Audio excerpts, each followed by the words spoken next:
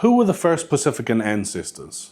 You can't talk about the Pacific expansion without first talking about the Lapita people. From their start in the Bismarck archipelago through to the last trace of them in Samoa, the Lapita culture is evidenced primarily by their elaborately decorated pottery. Dating back around 3,300 to 3,600 years ago, one of the earliest sites we have them at is Tamuarawai from Emirau Island in the northeast of the Papuan Islands. They stayed in this region around 3,600 years ago before moving down the chain of islands and settling the Solomon Islands, Santa Cruz Islands, Vanuatu, and then New Caledonia around 3,200 years ago. Lapita pottery shards then begin to appear eastward in Fiji first around 3,000 years ago, then Tonga, and finally Samoa. Lapita pottery stopped being produced in Tonga around 2,000 years ago and Samoa around 2,800 years ago, with Samoa being the last island in the Pacific with suitable clays for pottery. They were a people who had an intimate life with the sea, often living on stilted houses over large lagoons where seafood was readily available. They kept pigs, chickens, and dogs, and their plants mostly revolved around talo, yams, bananas, coconuts, and varieties of breadfruit. They also carried with them the siapo plant, which has always been important throughout the Pacific for making these.